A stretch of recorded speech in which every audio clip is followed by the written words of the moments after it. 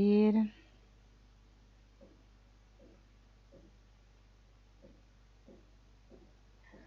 Hola, buenos días. Vamos a empezar un nuevo ciclo de constelaciones familiares, porque ya el otro libro ya más o menos ya, y lo que hemos dicho de constelaciones en general, ya ha sido suficiente. Y vamos a empezar un nuevo ciclo de constelaciones familiares basados en los órdenes del amor entre el hombre y la mujer. Todo esto que vamos a ir viendo, y que después vamos a ver otras cosas también, ¿no? Está basado, esto que vamos a ver hoy específicamente, en el libro El amor del espíritu de Bert Hellinger, que es un libro que la verdad lo recomiendo altamente para leer, en donde él, bueno, en base a todas sus conferencias y constelaciones que ha realizado, va, digamos, ampliando, ¿no?, estos conceptos de qué es lo que sucede en las relaciones de pareja, ¿no?, entre el hombre y la mujer. Y lo que vamos a comenzar viendo, ¿no?, hoy es justamente esta idea de hombre y mujer, ¿no? Al hombre le atrae la mujer, como al hombre, como hombre dice él que le falta a la mujer, o sea, como esa otra parte, ¿no? Y la mujer se siente atraída por el hombre porque como mujer le falta al hombre, con esto de lo masculino y lo femenino. Por lo tanto, el hombre, para ser hombre, necesita a la mujer. Y lo femenino está referido a lo masculino, porque lo que la mujer necesita para ser mujer es un hombre. Así que el hombre se hace hombre tomando a una mujer como pareja, y la mujer se hace mujer tomando a un hombre por pareja. Solo cuando el hombre convierte a una mujer en su mujer y la tiene como mujer, y solo cuando la mujer convierte a un hombre en su hombre y lo tiene como hombre, son hombre y mujer. Y así ese hombre y esa mujer se convierten en pareja. Cuando nosotros, digamos, accedemos a una constelación, ya sea individual como grupal, ¿no?, y queremos constelar esta situación, se utilizan, ¿no?, como mujer, estos vínculos, ¿no?, este que tiene forma redondita, y como hombre los cuadraditos, ¿sí? Ahora vamos a ir viendo, ¿no?, porque no voy a poner la mesa para apoyar ni nada, porque solamente es para mostrarles los vínculos estos, ¿no?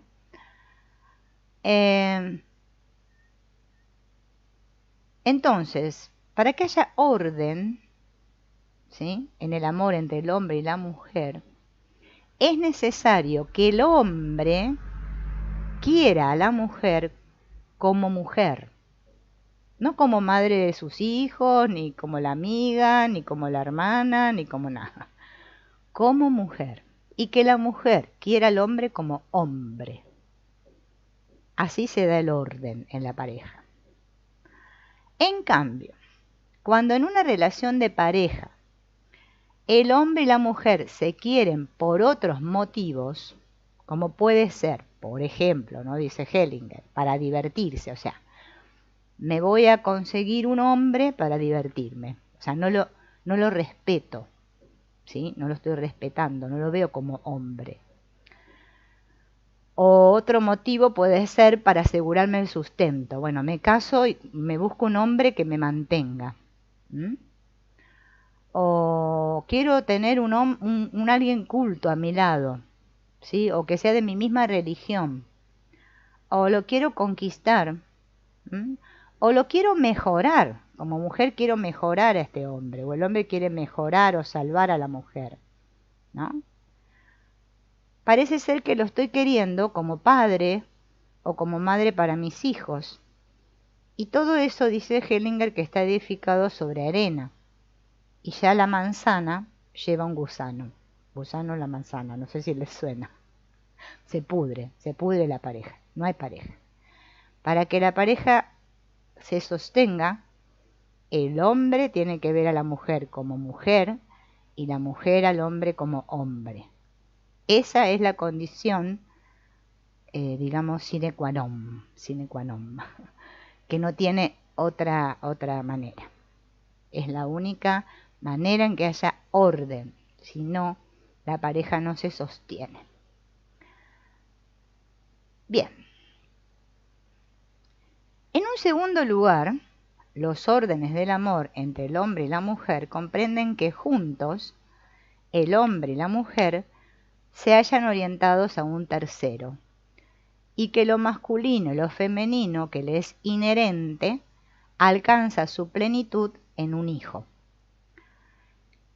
Solo como padre, el hombre se convierte en hombre en el pleno sentido de la palabra, y solo como madre, la mujer se convierte en mujer en el pleno sentido de la palabra, y de manera visible para el mundo.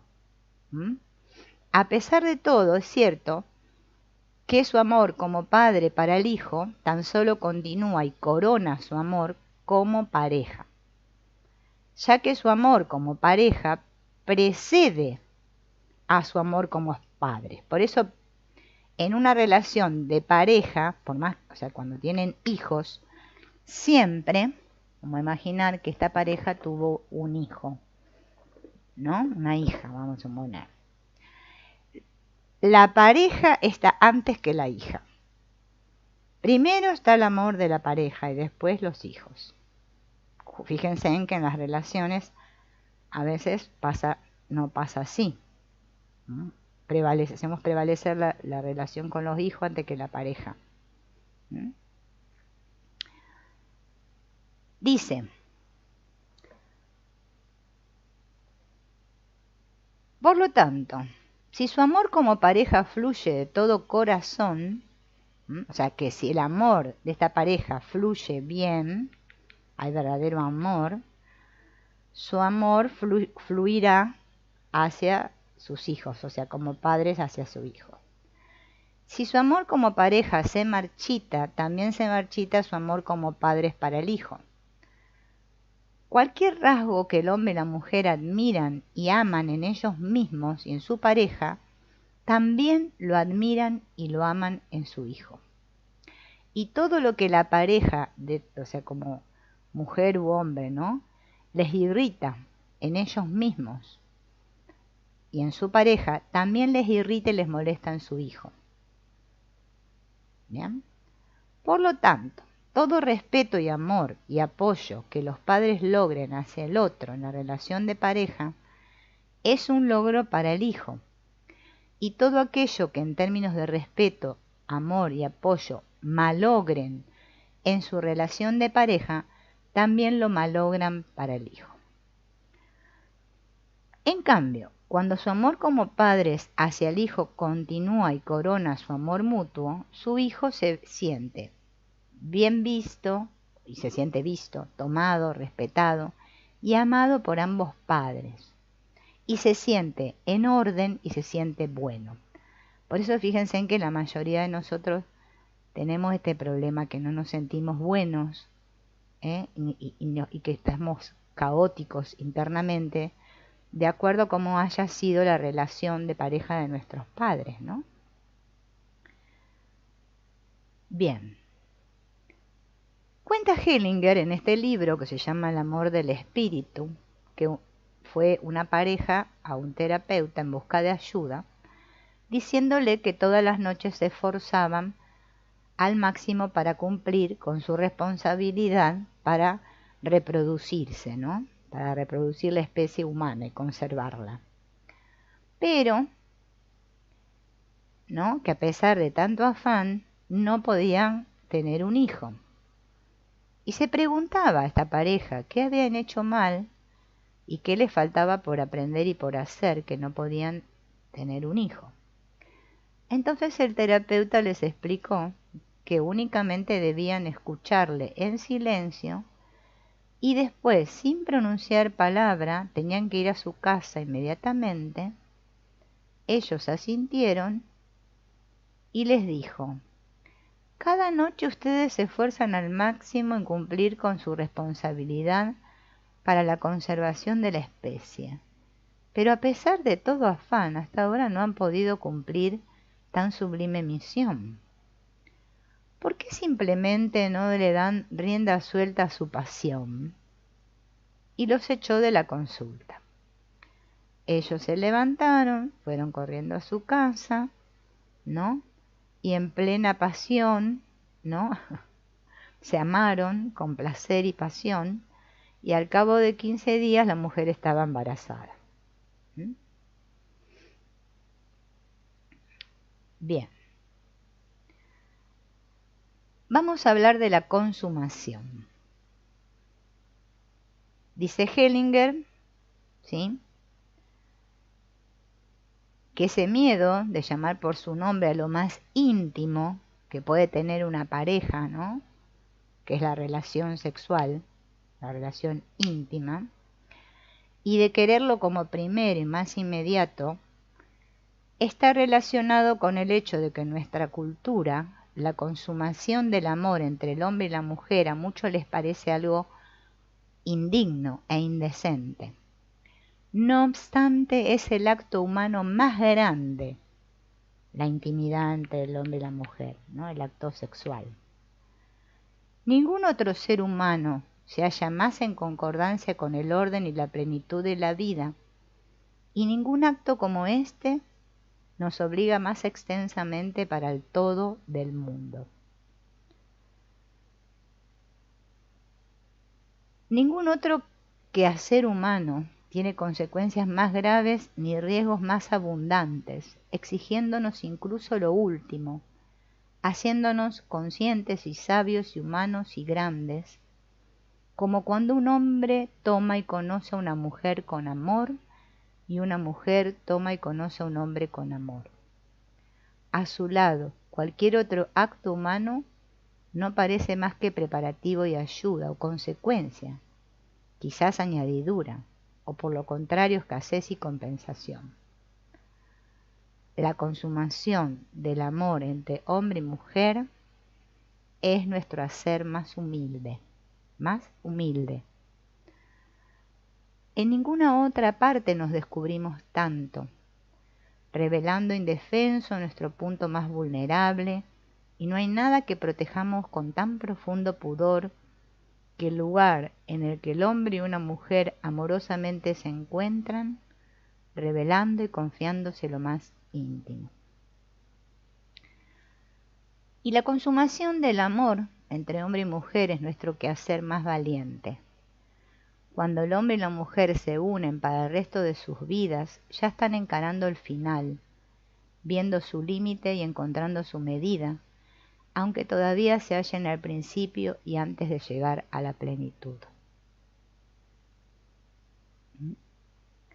Ya en la Biblia, dice Hellinger, ¿no?, dice que a través de la consumación del amor el hombre abandona al padre y a la madre, adhiriéndose a su mujer, y los dos se hacen una sola carne. Lo mismo la mujer, ¿no?, abandona al padre y a la madre. A esta imagen le corresponde un proceso en el alma que por sus efectos experimentamos como real, ya que crea un vínculo que resulta indisoluble y por tanto irrepetible, aunque nosotros lo quisiéramos de otra manera. Entonces, ¿qué sucede, ¿no?, cuando vemos esta importancia, ¿no?, que hay de que el hombre tome a la mujer como mujer y la mujer al hombre como hombre, y esta importancia que se le da a la consumación, ¿no?, del acto íntimo, sexual entre ambos, ¿no? ¿Qué sucede, ¿no?, hoy en día, que es tan común, cuando esta pareja se divorcia, se separa? ¿Qué sucede? Ya vamos a ver ahora qué sucede. El divorcio, ¿no?, y después resulta que hacen una nueva relación, ¿no?, va a pasar lo contrario que en la primera, ¿sí? Vamos a suponer que este hombre se separa de esta mujer y entonces elige esta mujer otro marido, ¿no? Y este hombre elige otra mujer. Dice que ellos perciben la vinculación de su pareja con su primera mujer o con su primer marido. Eso se evidencia en el hecho de que en un segundo marido y en una segunda mujer no se atreven a tomar sus nuevas parejas como su marido, como su mujer en un sentido pleno, ¿no? Pasa que hago otra y no puedo tomar plenamente a la nueva pareja que hice, ¿no? Vamos a suponer que esta se une con este y este con esta, ¿no? Hacen las nuevas parejas. Porque ahí los voy a poner ahí, ¿no?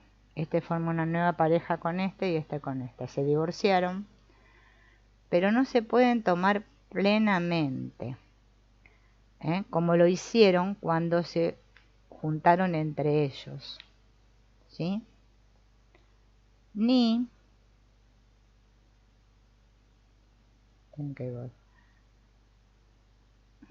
tampoco tenerlos o conservarlos como su marido o como su mujer. Frente a la primera relación, ambos compañeros experimentan esta segunda relación, ¿no? Comparando la primera con esta segunda que forman, como una culpa, incluso aunque haya quedado viuda, o sea, la primera pareja haya muerto, ¿no? Entonces, esta segunda relación se logra cuando el vínculo con la primera pareja, por eso es tan importante en una constelación, si yo hice una nueva pareja, que yo con mi anterior pareja reconozca y valore ese vínculo, y cuando los nuevos compañeros que siguen, los pospuestos a los anteriores, ¿no? Para que yo no sienta que estoy en deuda, porque si no voy a sentir que estoy en deuda con este, ¿sí? Por eso tengo que reconocerlo y valorarlo para poder formar una nueva relación plena con mi nueva pareja. Pero, dice Hellinger, que puede suceder que a su vez ahora que formé una segunda relación, me vuelvo a separar. O sea, esta se casó con este y se vuelve a separar. Pero ya cuando esta forma otra pareja con otro, dice que experimenta menos culpa y obligación que en la ruptura con la primer pareja. Y ahora nos cuenta un caso, ¿no? De celos. Ay, se me cayeron los cositos. De celos. ¿Qué pasa con el asunto de los celos? Esto es importante entender qué pasa con el asunto de los celos en las parejas, que también es muy común, ¿no? Una mujer contó en un grupo que ella torturaba a su marido con los celos. Y aunque se daba cuenta de lo absurdo de su comportamiento, no lo podía evitar. Entonces el coordinador del grupo mostró la solución y le dijo: tarde o temprano vas a perder a tu marido. ¿Por qué no lo disfrutás mientras tanto? La mujer se rió y se quedó aliviada. Pocos días después, su marido llamó al coordinador del grupo diciendo: te agradezco el tener a mi mujer. El marido, muchos años antes y junto con una amiga, habían participado en un grupo con el mismo coordinador, y durante el curso explicó ante todos los participantes, y sin la menor consideración al dolor de su amiga, que tenía una nueva amiga más joven y que se separaría de su compañera actual. Con ella había convivido desde hacía 7 años. Más tarde volvió a participar en otro curso con su nueva amiga, ¿no? Esta quedó embarazada durante el curso y poco después se casaron. Ahora el coordinador del grupo se dio cuenta del sentido de sus celos. Esta mujer, hacia afuera, había negado la vinculación de su marido con la amiga anterior y a través de sus celos, también públicamente, hacía hincapié en su derecho sobre él. Secretamente, sin embargo, reconocía el vínculo anterior y su propia culpa. Sus celos, por lo tanto, no eran ni mucho menos la prueba de la infidelidad de su marido, sino un reconocimiento secreto de que ella no era digna de él y de que una separación provocada por ella era el único camino para reconocer el vínculo aún existente, así como una prueba de su solidaridad con la amiga anterior. Que eso también son casos que pueden suceder, ¿no? Bien, entonces continuamos. Ahora vamos a hablar de la carne, no del espíritu, de la carne, ¿no? Este vínculo especial entre el hombre y la mujer, indisoluble en un sentido profundo de la palabra, vuelvo a repetir, se crea a través de la consumación del acto sexual, o sea, del amor de pareja, ¿no?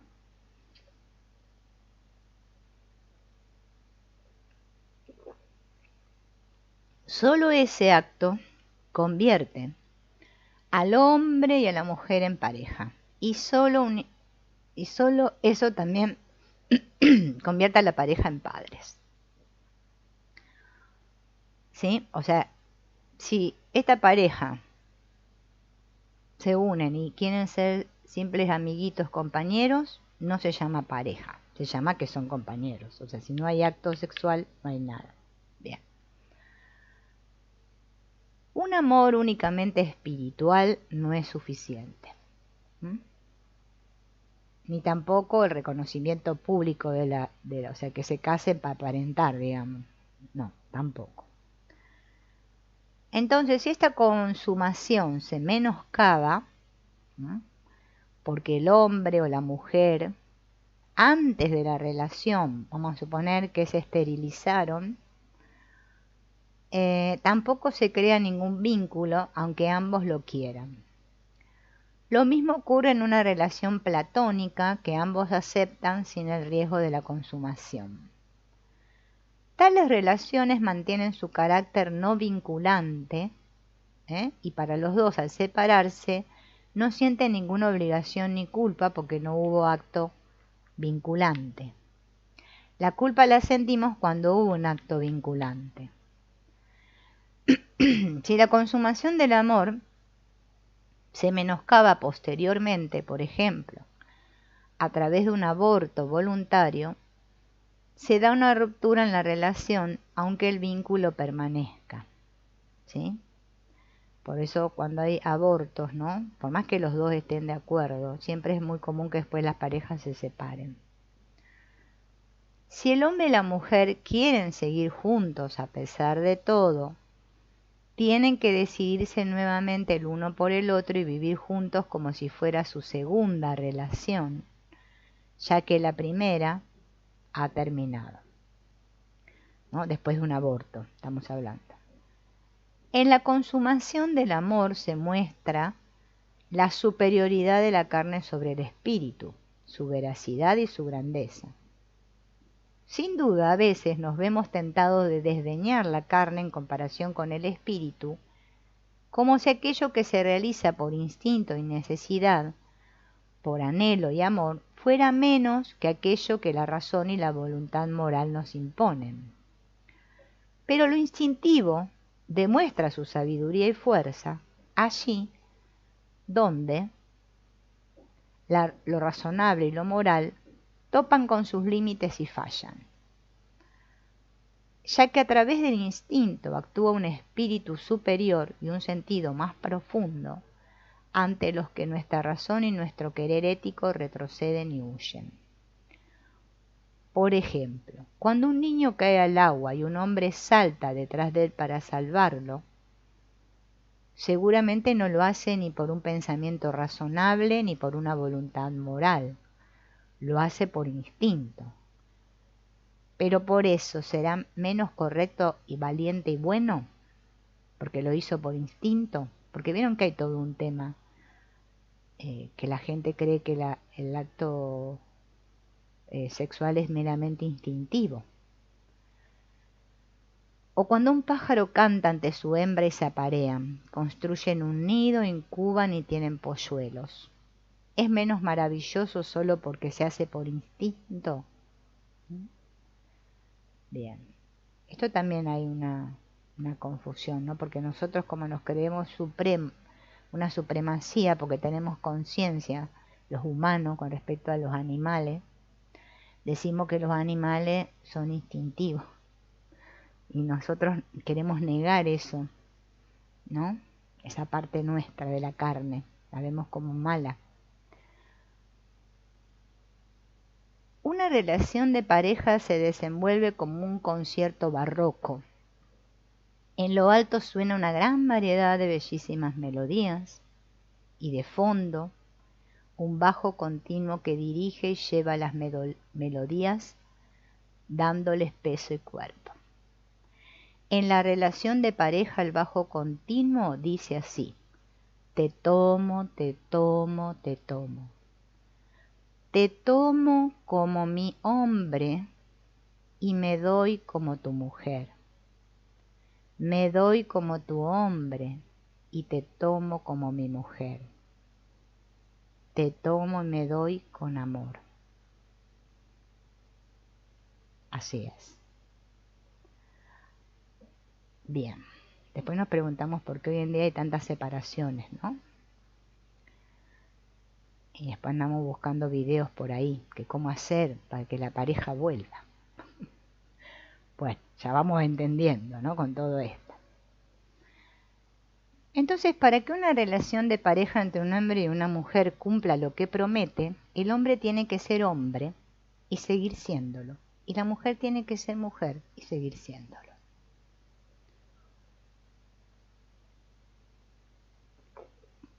Por lo tanto, el hombre tiene que renunciar a apropiarse de lo femenino como algo propio, como si él mismo pudiera hacerse y ser una mujer. Escuchen bien esto. Y la mujer tiene que renunciar a apropiarse de lo masculino como algo propio, como si ella misma pudiera hacerse y ser un hombre. Ya que en una relación de pareja el hombre solo es significativo para una mujer si es y sigue siendo hombre. Y la mujer solo es significativa para un hombre si es y sigue siendo mujer. Si el hombre pudiera desarrollar y tener lo femenino en sí mismo, ya no necesitaría a la mujer. Perdón. Y si la mujer pudiera desarrollar y tener lo masculino en sí misma, ya no necesitaría al hombre. Por esta razón, muchos hombres y mujeres que desarrollan las cualidades del otro sexo en ellos mismos, viven solos y son autosuficientes. ¿No? Porque tienen lo masculino ahí integrado, entonces no necesitan del hombre. La mujer que es más, ¿no? Y el hombre lo mismo. Ahora vamos a ver qué pasa con el hijo de papá y la hija de mamá. El orden del amor entre el hombre y la mujer, por lo tanto, también exige la renuncia y comienza durante la infancia, debido a que para hacerse hombre, el hijo tiene que renunciar a la primera mujer en su vida, que es la madre. O sea, el hombre tiene que renunciar, el hombre en la infancia tiene que renunciar a la primera mujer de su vida, que es la madre, y la mujer, para hacerse mujer, tiene que renunciar al primer hombre en su vida, que es el padre. Por lo tanto, el hijo, tempranamente, tiene que pasar, tempranamente, ¿no? El hijo, tengo que agarrar el hijo, tiene que pasar de la esfera de la madre a la esfera del padre. Y la hija tiene que abandonar la esfera del padre para ir a la de la madre, para volver a la de la madre. En la esfera de la madre, si el hijo permanece en la esfera de la madre y no pasa a la del padre, frecuentemente no logra sobrepasar el estadio de adolescente, ¿no? Y entonces pasa a ser un mimado por todas las mujeres o un amante, pero nunca un hombre, no se transforma nunca en un hombre. Y la hija que no sale de la esfera de su padre,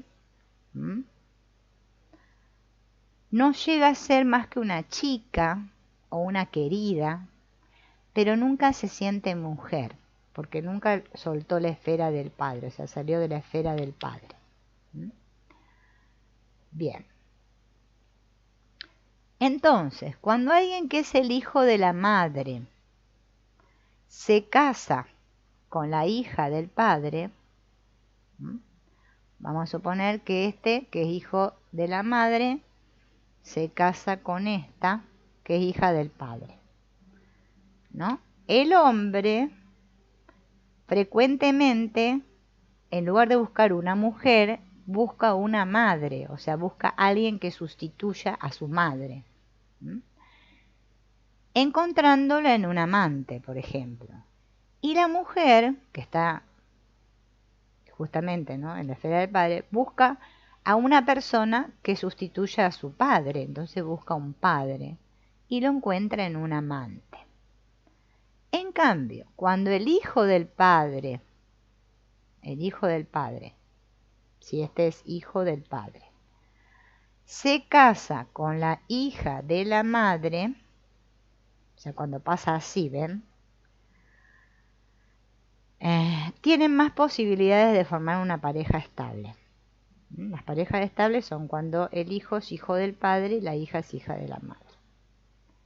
El hijo del padre, dicho sea de paso, muchas veces se entiende bien con su suegro y la hija de la madre se entiende bien con su suegra.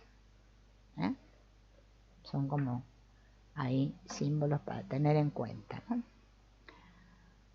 El hijo de la madre, muchas veces se entiende bien con su suegra, si es hijo de la madre, ¿no? Y mal con su suegro. Y la hija del padre se entiende bien con su suegro y mal con su suegra. Así que si es el caso, fíjense qué es lo que sucede, ¿no? Bien. Vamos a continuar.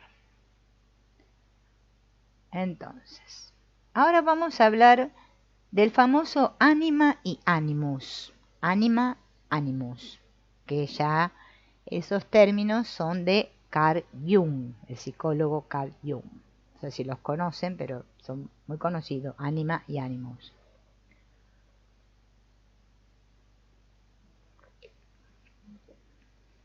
Perdón, tengo que tomar porque si no me quedo.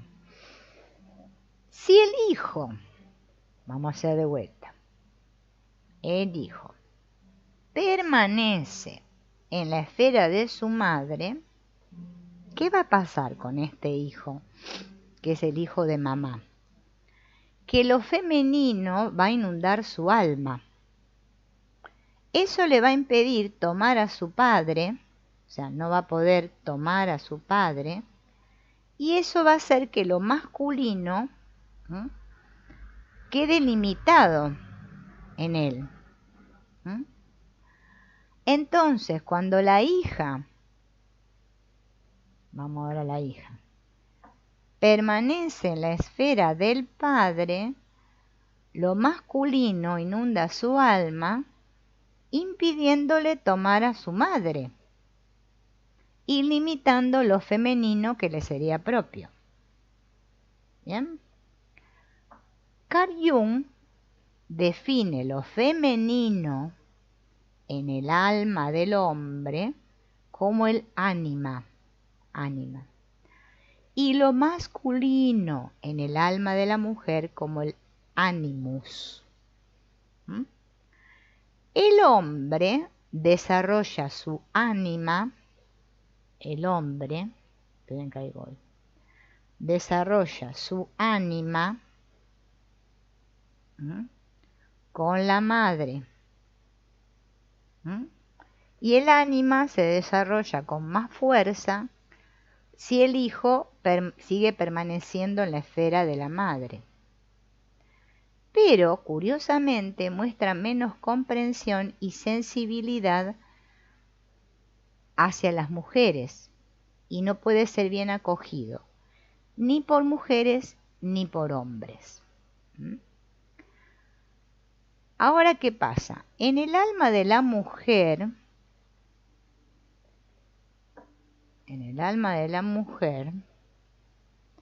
ánimus se desarrolla con más fuerza si la hija permanece en la esfera del padre. Pero, curiosamente, muestra menos comprensión, sensibilidad y respeto para otros hombres y no es bien acogida ni por hombres ni por mujeres. Fíjense de dónde nos viene el asunto, ¿no? El efecto del ánima en el alma del hombre se limita si éste ya tempranamente pasa a la esfera del padre. En este caso, sin embargo, curiosamente, muestra más sensibilidad y comprensión para la idiosincrasia y los valores de las mujeres. De la misma manera, el efecto del ánimus en el alma de la mujer se limita si ésta ya tempranamente pasa a la esfera de la madre, pero curiosamente también ella muestra entonces más sensibilidad y comprensión para la idiosincrasia y los valores de los hombres. Bien, así que esto es para tenerlo en cuenta para comprender lo femenino y lo masculino, ¿no? Según en qué esfera permanezcamos. Es decir, el ánima es el resultado interiorizado del hecho de que el padre no fuera tomado por el hijo, y el ánimus es el resultado del hecho de que la madre no fuera tomada por la hija. Ahora vamos a hablar de la reciprocidad. El orden del amor entre hombre y mujer implica que entre ellos se dé un intercambio en el que ambos den y tomen en la misma medida, ya que ambos tienen lo que al otro le falta y a ambos le falta lo que el otro tiene. Por eso, para que se dé el intercambio, ambos tienen que dar lo que tienen y tomar lo que les falta. Es decir, el hombre se da a la mujer como hombre y la toma como mujer. El hombre se da a la mujer como hombre y la toma como mujer. Y la mujer se da al hombre como mujer y lo toma como hombre. Bien. Perdón. Este orden del amor se trastorna cuando el uno desea y el otro concede. Este quiere, vamos a poner que el hombre es el que quiere, desea, quiere, y esta concede. Ya que al desear, parece pequeño y el conceder parece grande. Entonces, el uno, parece que está necesitado y como alguien que toma, y el otro, que es el que concede, parece más amoroso y ocupa el papel del que ayuda y da. Entonces, de esta manera, el que toma se convierte en un niño y el que da se convierte en un padre o una madre, ¿no? Son en estas relaciones entre hombre y mujer donde los roles están trastocados, digamos, ¿no? Bien. ¿Dónde estaba yo? El que toma quizás tiene que dar las gracias como si hubiera tomado sin dar, y el que da quizás se sienta superior como si hubiera dado sin tomar. Y así se niega la compensación y el intercambio peligra. Para que esto se logre, ambos tienen que desear y ambos, con respeto y amor, tienen que conceder aquello que el otro necesitado desea. ¿Mm? No es que uno necesita y desea y el otro da y da y da, porque si no se rompe la pareja, obviamente, ¿no? A pesar de todo, el orden del amor entre el hombre y la mujer exige que la mujer siga al hombre, es decir, que le siga a su familia, a su país, a su círculo, a su lengua, a su cultura, y que asienta a que también los hijos le sigan. No puedo fundamentar este orden, dice Hellinger, pero sus efectos prueban ser reales. Basta con comparar familias en las que la mujer sigue al hombre y los hijos al padre con otras en las que el hombre sigue a la mujer y los hijos a su madre. Sin embargo, también aquí hay excepciones, ¿no? Por ejemplo, en la familia del hombre existen destinos graves o enfermedades. Para el hombre y para los hijos resulta más seguro y adecuado pasar a la esfera de la familia de la mujer y de su red familiar. Ah, se me cayó el hombre. Miren que lo voy a levantar al hombre. Bien. No obstante, también aquí hay una contrapartida, como complemento. El orden del amor entre hombre y mujer implica que el hombre sirva a lo femenino, ¿no? A ver. Sí. Bien. Esa es la contrapartida que hay, ¿no? Cuando hay problemas de enfermedad, ¿no? En caso de cosas, destinos graves, está hablando Hellinger. Bien. Los órdenes del amor entre el hombre y la mujer difieren de los órdenes del amor entre padres e hijos. No es lo mismo. Por lo tanto, si una pareja, sin reflexionar, transfiere los órdenes de la relación entre padres e hijos a la relación de pareja, su relación como pareja se va a ver desequilibrada y trastornada. Por ejemplo, en una relación de pareja el hombre busca en su mujer o la mujer busca en su marido un amor como el de sus padres. Está esperando una seguridad, como sentirse segura con su pareja. En consecuencia, esto desencadena una crisis en la relación por la que finalmente aquel del que se esperaba demasiado se retira o se va. Y todo esto con razón, ya que la transferencia de un orden de la infancia, o sea, el orden de los padres, a la relación de pareja, es una injusticia para el otro. O sea, el otro lo vive como una injusticia. Por ejemplo, cuando un hombre le dice a su mujer o la mujer le dice a su marido, sin ti no puedo vivir, es porque se transfirió los órdenes del amor de los padres e hijos a la pareja. Ahí cuando la mujer dice, sin ti no puedo vivir, o si te vas me mato. Es muy normal eso, en las parejas que se escuchen esas cosas. No sé si ustedes no lo habrán vivido o escuchado.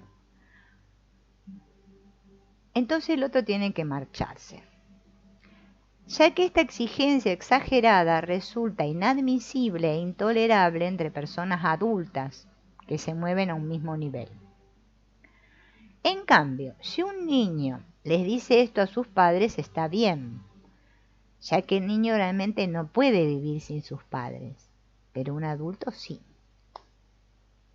Así pues, cuando el hombre o la mujer actúan como si en la relación con el otro tuvieran la obligación, ¿no? Ay, yo voy a hacer que mi mujer cambie, o yo voy a hacer que mi marido mejore, ¿no? Una educación. Lo voy a educar. se están arrogando unos derechos ante una persona de igual condición como unos padres ante sus hijos. Entonces el otro huye, bueno, ella huye también, buscando alivio, a la compensación. El orden del amor en la relación entre hombre y mujer implica que ambos, tanto el hombre como la mujer, reconozcan su igualdad de derechos. Igualdad de derechos. Todo intento de comportarse ante el otro, bien sea como superior o como un padre o una madre, ¿no? O bien sea expuesto como un niño, amenaza la relación. Lo mismo se aplica también al equilibrio entre dar y tomar.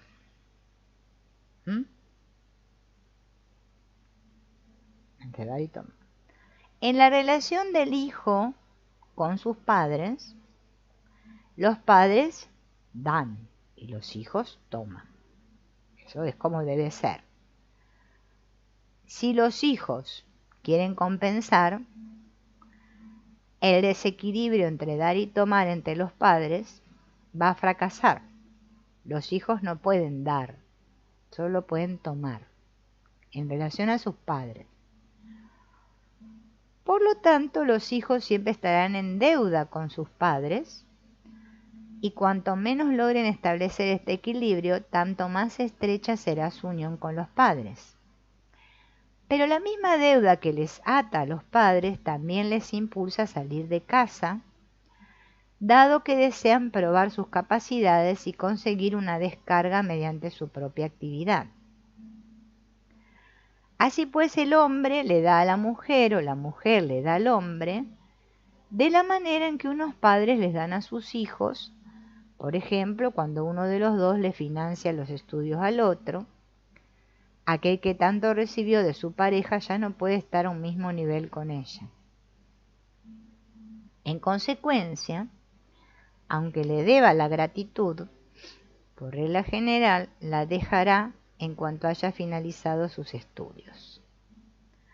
Solo si le restituye íntegramente tanto los costos como los esfuerzos, se puede volver a recuperar la igualdad de rango y seguir con su pareja.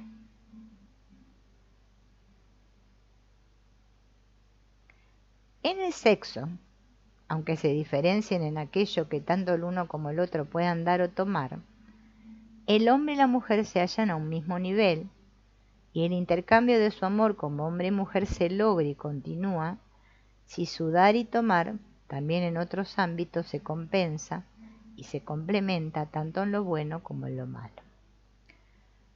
Así pues, cuando uno le hace el bien al otro, la necesidad de compensación no permitirá que éste reconcilie la paz hasta que no le haya dado algo bueno también.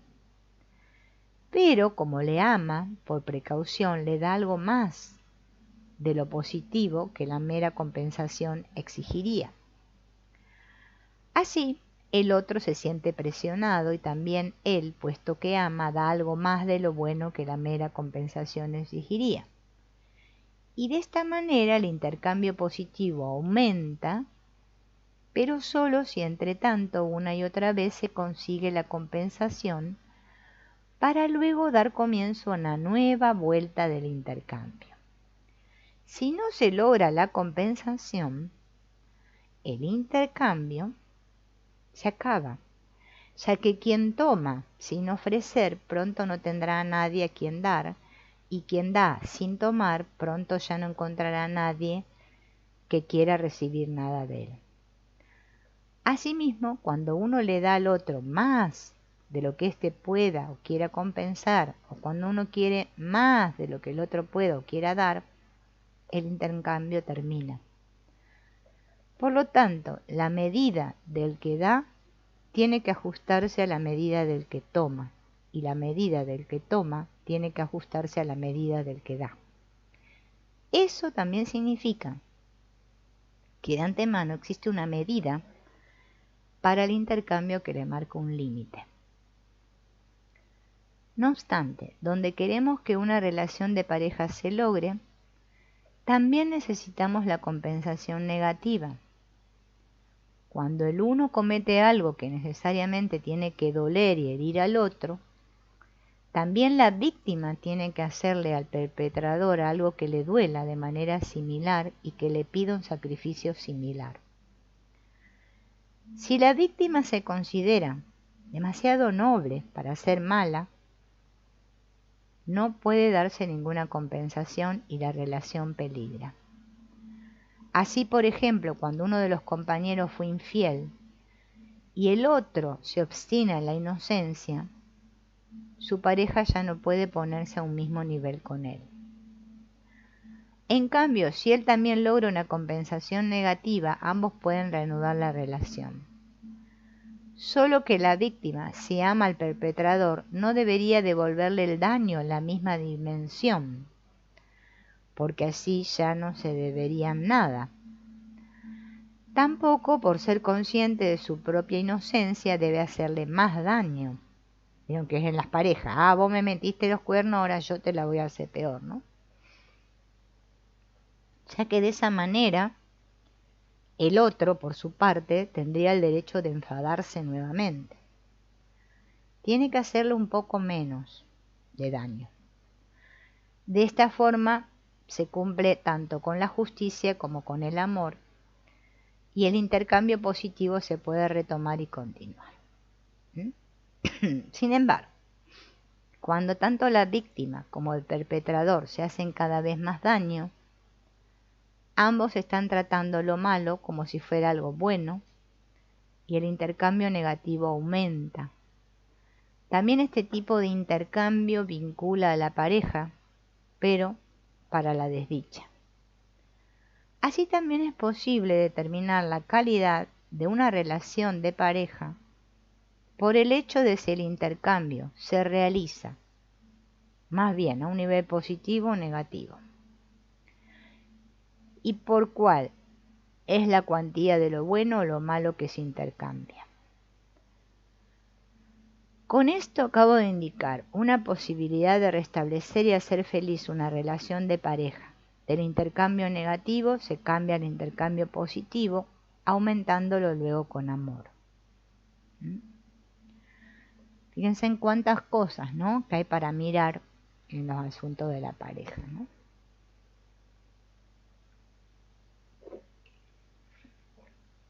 Bien. Es bastante. Y hay más, ¿eh? Bueno, ahora ¿qué pasa? Todos sabemos que este hombre y esta mujer tienen sus propios sistemas, vienen de sus propios sistemas de origen, ¿no?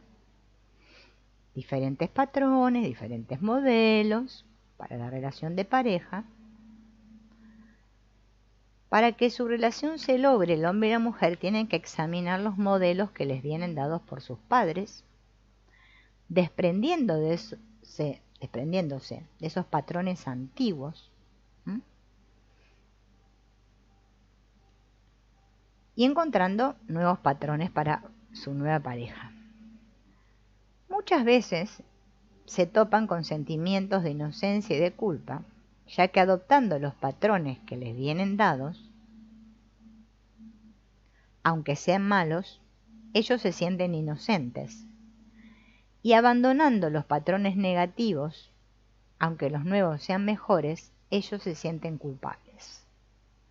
Así, lo bueno y la felicidad de su relación únicamente se compran al precio de esta culpa. Es una pareja culposa, va a ser. Bien. Entonces, ¿qué pasa con estas implicaciones sistémicas, ¿no? De las implicaciones en la propia red familiar resultan quizá las consecuencias peores para una relación de pareja, sobre todo cuando uno o ambos, sin darse cuenta, se ven obligados a solucionar conflictos pasados de su familia de origen en lugar de otros. Ejemplo: un hombre y una mujer Se saben muy unidos, pero a pesar de todo, entre ellos surgen conflictos que no comprenden. Un día en que la mujer furiosa se enfrentó a su marido, un terapeuta se dio cuenta de que su cara cambiaba hasta parecer el rostro de una mujer mayor cuando se enojaba con el marido, ¿no? Al mismo tiempo, ella le echaba en cara a su marido cosas que no tenían nada que ver con él. Esto es muy común en las parejas, ¿no? Entonces el terapeuta le preguntó: ¿quién es esa mujer mayor? Y en ese momento ella se acordó de su abuela. Su abuela era una tabernera, o sea, trabajaba en una taberna, ¿no? Una y otra vez el abuelo la había arrastrado por los pelos por la taberna a la abuela delante de todo el mundo. Y la mujer se dio cuenta de que la rabia que ella sentía hacia su marido era la rabia de la abuela hacia el abuelo, reprimida en aquel entonces. O sea, la rabia que había reprimido la abuela, ella la había adoptado y la transfería a su pareja, ¿no? Muchas crisis matrimoniales que parecen incomprensibles tienen sus raíces en tales transferencias. Este proceso se produce de manera inconsciente, obviamente, y dado que nos hallamos indefensos, mientras no lo reconozcamos nos va a asustar. En cambio, conociendo la existencia de tales implicaciones, nos volvemos más cautelosos cuando sentimos esa tentación de agredir al otro sin ningún motivo concreto. Algunas parejas desconocen la profundidad del vínculo que los une, considerando su relación como un acuerdo mutuo, en el que los fines pudieran ser definidos arbitrariamente y cuya duración u orden pudieran determinar, cambiar o suprimir según su gusto o antojo. De esta manera, entregan su relación a la ligereza y a la arbitrariedad. Quizás se den cuenta demasiado tarde de que aquí reina un orden al que tienen que subordinarse. Así, por ejemplo, cuando uno de los compañeros abandona la relación sin escrúpulos y a la ligera, a veces muere o se suicida uno de los hijos de esta pareja, como si tuviera que expiar una grave injusticia. En realidad, los fines de una relación de pareja nos vienen dados y si queremos alcanzarlos, nos piden constancia y sacrificio.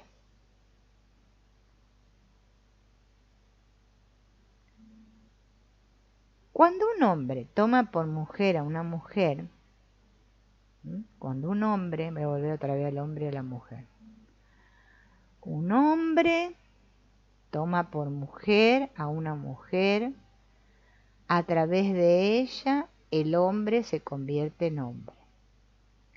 Al mismo tiempo, sin embargo, ella también le priva de lo masculino y lo cuestiona.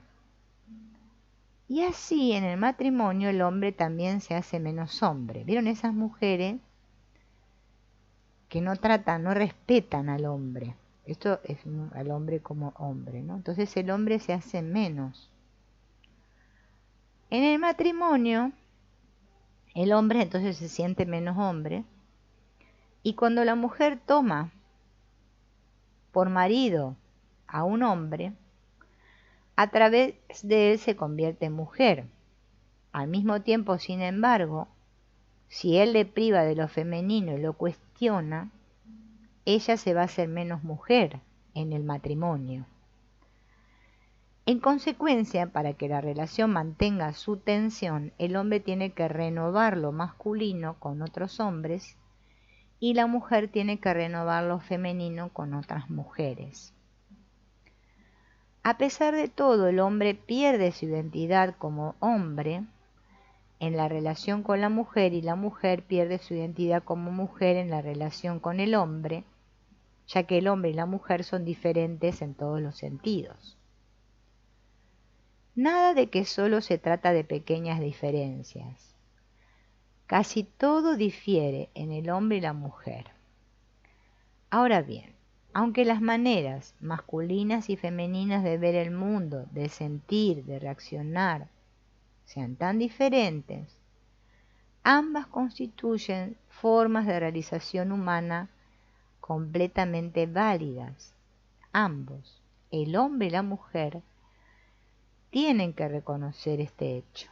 De esta manera, sin embargo, la mujer priva al hombre de su seguridad como hombre y el hombre priva a su mujer de su seguridad como mujer. Así pues, a lo largo de su relación, también tienen que perder de nuevo la identidad como hombre y como mujer que a través del otro ganaron. De esta forma, el hombre y la mujer experimentan su relación como un morir, Bien es verdad que nos embarcamos en la relación con la idea de que ésta será nuestra mayor plenitud. En realidad, empero, una relación también es un proceso de muerte. Todo conflicto en el matrimonio es en cierta forma un modo de despedida y de muerte en ese sentido. Cuanto más dura la relación, más se acercan el hombre y la mujer a esta última renuncia. Así el hombre y la mujer alcanzan otro nivel más elevado. La división en el hombre y en la mujer tiende a la unión. Pero la fusión de ambos sexos únicamente crea una unión pasajera, no duradera. Por lo tanto, la dicotomía únicamente se anula más allá de esta fusión. La fusión no es más que un símbolo para este paso.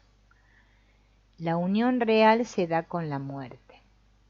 Entonces volvemos a un fondo que no conocemos. Por supuesto, todo esto no es más que una visión posible, pero le confiere a la relación una profundidad y una seriedad dignas de ella, ya que la superación de los opuestos que esta fusión promete únicamente se logra con esta última renuncia.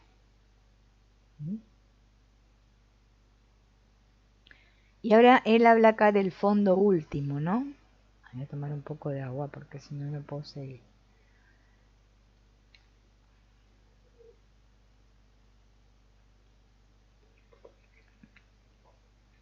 Los órdenes del amor que nos acompañaron en relaciones anteriores también actúan sobre nuestra relación con la vida y con el mundo en su totalidad, y sobre nuestra relación con el misterio que está detrás de la vida. Así podemos referirnos al todo misterioso como un hijo que se dirige a sus padres buscando un Padre Dios o una gran madre, creyendo como un niño, esperando como un niño, confiando como un niño, amando como un niño. Y también le tenemos miedo como un niño.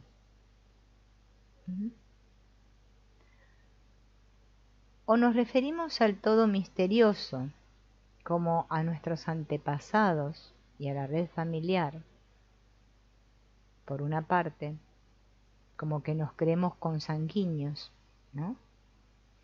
En una comunión como de los santos, pero también al igual que en la red familiar, nos creemos como elegidos, ¿no?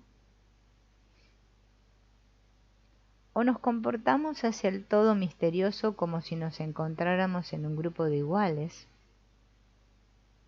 haciendo negociaciones con el todo o con Dios, haciendo una alianza, haciendo tratos. O nos comportamos con el todo misterioso como si estuviéramos en una relación de pareja, en la que hubiera un amado y un amante, el novio y la novia. ¿Mm? Son distintas maneras después de relacionarse con el todo, ¿no?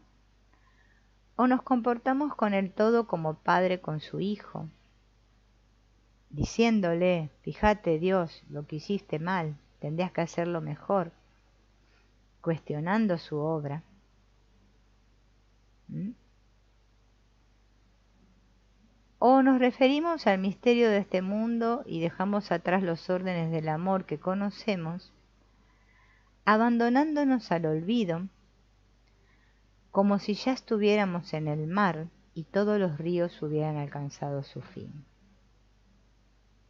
¿no? Es como un sumergirse en el océano infinito. Es un asentir. Esa sería la verdadera relación con el todo, ¿no?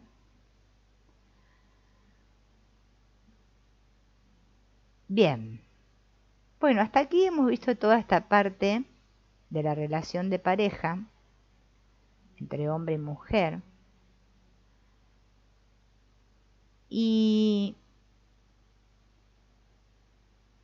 las otras cosas que ya vienen en este libro, ¿no?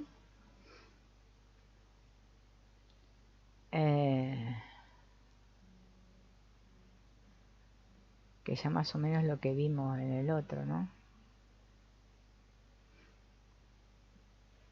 Esto acá habla del orden de jerarquía. Después habla de las diferentes conciencias y constelaciones familiares, ¿no?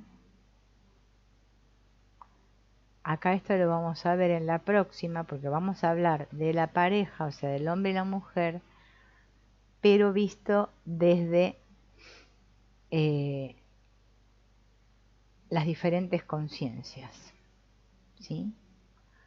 A ver por qué surgen los problemas en la relación de pareja, si estoy haciendo una pareja desde la postura de niño o de adulto y todos esos embrollos. Bueno, entonces los saludo hasta aquí y nos veremos en el próximo encuentro. Ahí está estornudando mi perro, me van a destornudar. Nos vemos, chao.